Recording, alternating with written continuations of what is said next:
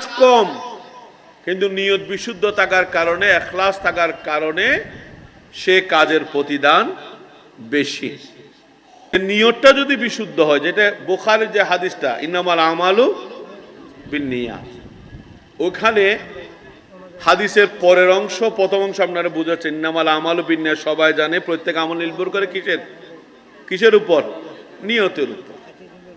তারপরের অর্থটা একটু হাদিসের অংশটা, সেখান থেকেই যে উলামায়ে কেরাম, ইমাম বুখারী সহ মুহাদ্দিসিন কেরাম প্রথম তাদের হাদিসের কিতাব শুরু করার ক্ষেত্রে এই হাদিসটা কেন এনেছেন। দ্বিতীয় অংশ হলো ফামান কানাত হিজরাতুহু ইলা দুনিয়া ইউসিবুহা আও ইমরাতিন ইয়াতাযাওয়াজুহা ফাহিজরাতু ইলা মা হাজারা ইলাই। দ্বিতীয় অংশ হলো যার হিজরত আল্লাহ এবং আল্লাহ রসুলের জন্য, যার হিজরত হয়েছে, ফামান কানা হিজরাতু ইলাল্লাহি ওয়া রাসূলি ফাহিজরাতু ইলাল্লাহি ওয়া রাসূলি। কেউ যদি আল্লাহ আল্লাহ রসুলের জন্য হিজরত করেছে, তাহলে তার হিজরত আল্লাহ আল্লাহ রসুলের জন্য হয়েছে। আর কেউ যদি ফামান কানাত হিজরাতুহু ইলা দুনিয়া ইউসিবুহা, দুনিয়ার কোনো কিছু পাওয়ার জন্য, আও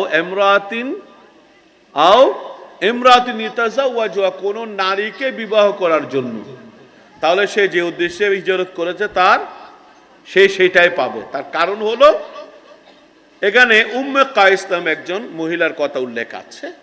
উনি আল্লাহ রসুলের সাহাবী, মহিলা সাহাবী। রসুল করিম সাল্লাল্লাহু আলাইহি ওয়াসাল্লাম যখন মদিনায়ে তয়্যবা হিজরত করেছেন, তিনিও কি, ওই মহিলাও মদিনায়ে তয়্যবা কি করেছেন? হিজরত করেছেন।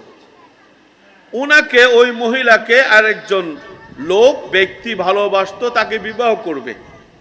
এই জন্যে উনি যখন মদিনায় চলে গেলেন, ওই ব্যক্তিও কোথায় চলে গেল? মদিনায় চলে গেল। কি জন্য? ওই মহিলাকে কি করার জন্য? বিবাহ করার জন্য। তখনই আল্লাহ রসুল সাল্লাল্লাহু আলাইহি ওয়াসাল্লাম ইরশাদ করেছেন, যারা আল্লাহ এবং আল্লাহ রসুলের উদ্দেশ্যে হিজরত করেছে, তারা তো আল্লাহ রসুলকে পেয়েছে। আর যে কোনো মহিলাকে বিবাহ করার জন্য, দুনিয়ার কোনো কিছু লাভ করার জন্য অথবা কোনো মহিলাকে বিবাহ করার জন্য হিজরত করেছে, সে যেটাই নিয়ত করে সেটাই পেয়েছে। অন্যান্য সাহাবায়ে কেরাম যারা হিজরত করেছেন, খেয়াল রাখবেন, তাদের যে কষ্ট, এই ব্যক্তির কষ্ট কি কম? বুঝেন নাই? অন্যরা যেভাবে হিজরত করতে নিজের ঘর বাড়ি ত্যাগ করেছেন, ধন সম্পদ ত্যাগ করেছেন, দীর্ঘ পথ অতিক্রম করেছেন, আপনজন সবগুলো ত্যাগ করেছেন, অন্যরা সাহাবায়ে কেরাম যেভাবে হিজরত করার সময় যেভাবে কষ্ট করেছেন, এই ব্যক্তি সমান কষ্ট করেছে না? কষ্টটা কি সমান। কিন্তু ওই সকল বন্দারা যারা আল্লাহ আল্লাহ রসুলের জন্য হিজরত করেছেন, তারা আল্লাহ আল্লাহ রসুলকে রাজি করেছেন, আল্লাহ আল্লাহ রসুলকে পেয়েছেন। আর এই ব্যক্তি হিজরত করেছে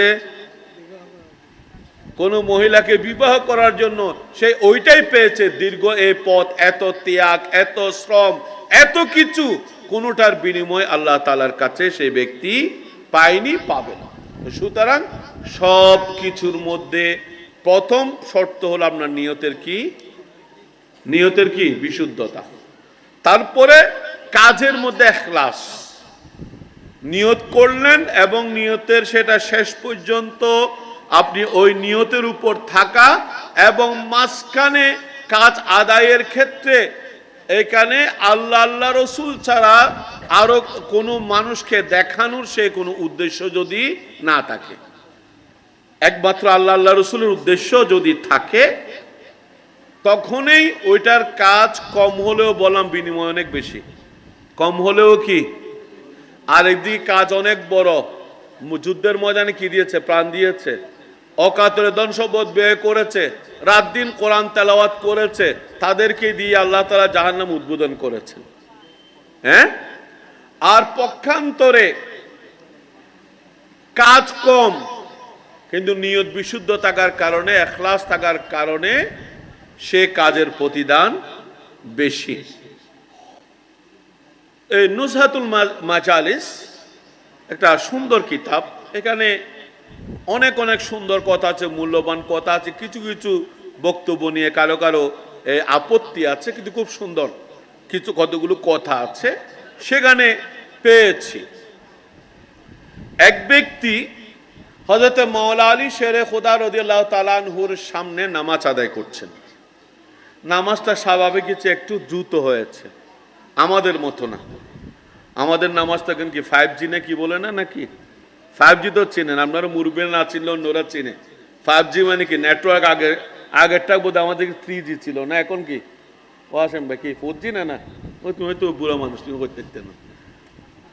4G মানে ওইটা থেকে স্পিড বেশি। হ্যাঁ, এখন অনেকে নামাজের নাম দিয়েছে 5G, মানে কি ওই নেটওয়ার্কের স্পিড যত বেশি আমাদের নামাজের স্পিডও কি তত। সাহাবায়ে কেরামের সময় ওই ধরনের নামাজ পড়ার লোক তো সাধারণত ছিল না, স্বাভাবিকের চেয়ে একটু কি হয়েছে, দ্রুত হয়েছে।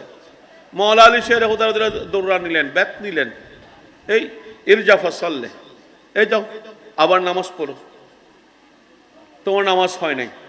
তখন সে ব্যক্তি অত্যন্ত ধীর স্থিরতার সাথে খুব সুন্দর করে নামাজ আদায় করলেন। মাওলা আলী জিজ্ঞেস করলেন যে দেখো, দুইটা নামাজ তুমি পড়েছো, এখন বিচার তুমিই করো। বিচার কি তুমিই করো। তোমার প্রথম নামাজটা কি, প্রথম নামাজটা উত্তম নাকি শেষের নামাজটা উত্তম? প্রশ্ন করেছেন কি, নামাজ কোনটা উত্তম? হ্যাঁ, শেষের নামাজটা, এটা আমিও বলবো আপনিও বলবেন। হ্যাঁ, কিন্তু ওই ব্যক্তি অনেক সতর্ক ব্যক্তি ছিলেন। বলেন হুজুর, আপনি যদি বেয়াদবি মাফ করেন, আমি বলবো আমার প্রথম নামাজটা উত্তম। কোনটা নামাজ? পরেরটা অনেক সুন্দর ছিল, ওটা উত্তম না, প্রথমটা একটু দ্রুত ছিল কিন্তু ঠিকমতো হয়েছে, একটু দ্রুত হয়েছে, আর প্রথম নামাজটা উত্তম। মাওলা আলী আশ্চর্য হইলেন, কেন দ্বিতীয় নামাজটা তুমি কত সুন্দর করে আদায় করলে, প্রথম নামাজটা কেন উত্তম? তখন বললেন হুজুর, প্রথম নামাজটা অনেক সুন্দর হলেও কিন্তু দ্বিতীয় নামাজটা অনেক সুন্দর হলেও, হ্যাঁ, দ্বিতীয় নামাজটা কি জন্য পড়েছি? প্রথমটা কথাটা আমি বুঝেন নাই বোধহয় নাকি? মাওলা আলী হাতে কি নিয়েছিলেন বলেন না? আরে দৌড়া নিয়েছেন, ব্যাত নিয়েছেন। যে প্রথম নামাজটা সুন্দর কম হলেও এটা আল্লাহর ভয়ে পড়েছি, আর দ্বিতীয় নামাজটা অনেক সুন্দর ছিল, সেটা পড়েছে আপনার হাতে যে বেত ছিল ওই বেতের বয়ে। নামাজ দ্বিতীয়টা বাহ্যিকভাবে অনেক সুন্দর বেশি ছিল, কিন্তু ওই ব্যক্তি বললেন যেটা একটু সুন্দর কম হলেও আল্লাহর ভয়ে পড়েছে, এটা উত্তম। পরেরটা অনেক সুন্দর হলেও এটা আল্লাহর ভয়ে নয়, আপনার বেতের ভয়ে পড়েছি, সেটা বাহ্যিকভাবে উত্তম হলেও সেটা আমার কাছে উত্তম নয়। এই জন্য বললাম কম হলেও সেটা যদি আখলিস ফিল আমালি ইয়াকফিকাল কালিল, আমল করার সময় ইখলাস নিয়ে করো, কম হলেও তার প্রতিদান অনেক বেশি। আরেকটা ঘটনা বলবো।